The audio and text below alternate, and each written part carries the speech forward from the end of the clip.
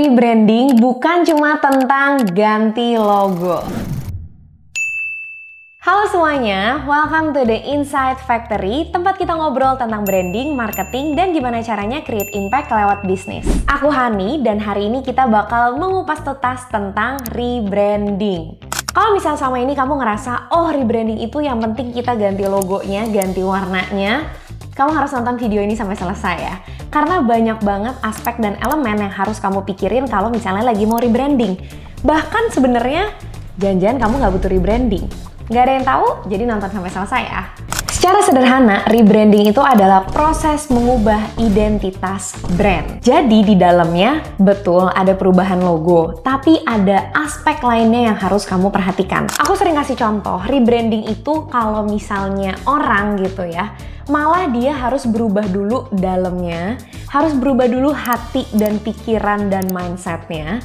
Baru apa yang kelihatan dari luar, bagaimana cara dia berpakaian, baju yang dia gunakan, itu ikut berubah. Rebranding di bisnis itu juga kayak gitu. Rebranding itu terjadi kalau misalnya ada perubahan dari internal bisnis atau brandnya. Lalu hal-hal yang tampilannya visual gitu ya, yang kelihatan sama konsumen, seperti logo, color palette, mood board, typography, itu sebenarnya malah menyesuaikan perubahan internal yang terjadi.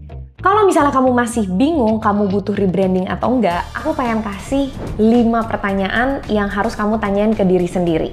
Yang pertama, coba tanya deh, apakah identitas yang dimiliki sama brand kamu itu masih sesuai dan relevan dengan identitas dan visi misi dari manajemen. Kita nggak bisa memungkiri kalau misalnya brand dan bisnis itu berkembang, dan saat bisnis ini berkembang, kadang-kadang bisa terjadi perubahan visi misi dari manajemen atau dari ownernya sendiri bahkan.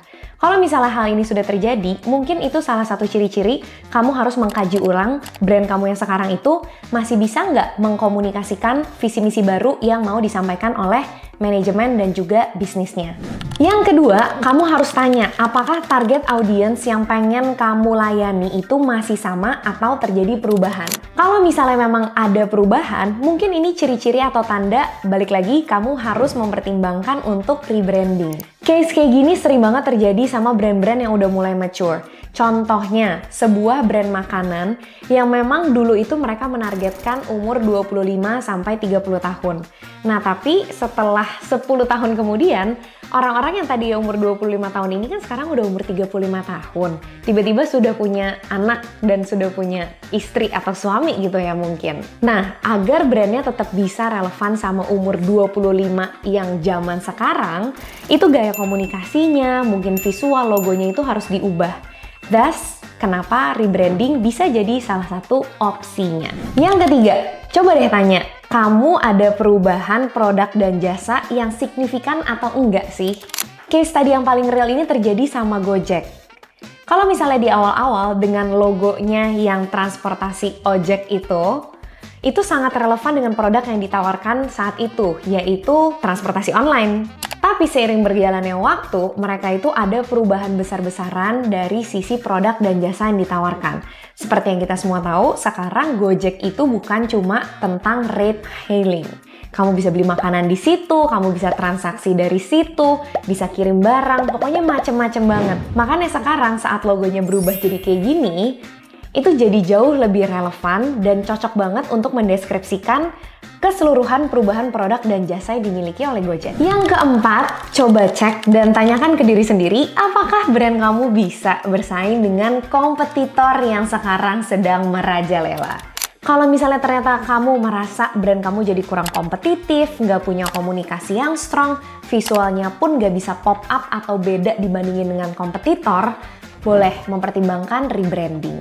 Pertanyaan kelima, tanya ke diri sendiri, apakah reputasi brand kamu sekarang sehat atau enggak? Rebranding itu bisa jadi salah satu solusi dan jalan keluar kalau misalnya brand itu reputasinya rusak. Hopefully ini nggak kejadian sama kamu, tapi ini yang banyak terjadi di masyarakat. Karena kalau misalnya kita rebranding gitu ya, bisa jadi tuh kayak lahir baru gitu brandnya. Tapi ingat, jangan lupa untuk rebrandingnya dari dalam keluar. kamu harus mempertimbangkan visi misi yang baru dari perusahaan, cara komunikasinya kayak gimana, apa positioning brand kamu, target audiens barunya kayak gimana. Itu benar-benar harus dipikirin total kalau misalnya memang reputasi brand kamu jelek. Nah, itu dia 5 hal yang bisa kamu tanyakan ke diri sendiri untuk tahu apakah brand kamu sekarang butuh rebranding atau enggak. Pesan aku, kalau kamu merasa brandnya memang butuh rebranding, dipersiapkan dengan baik. Jangan cuma ganti baju, jangan cuma ganti gaya rambut, tapi beneran tadi mindset, pikiran, karakternya itu dari dalam diubah. Apa yang kelihatan dari luar itu hanya mencerminkan apa perubahan yang terjadi dari dalam kita. Itu dia serba-serbi tentang rebranding. Semoga banyak insight yang kamu dapetin dari episode kali ini ya. Kalau misalnya memang ada insight yang kamu dapetin, jangan lupa di-share ke teman kamu dan tulis di kolom komen. Nextnya mau bahas tentang apa lagi, tentang branding dan marketing? Coba tulis di komen ya. See you!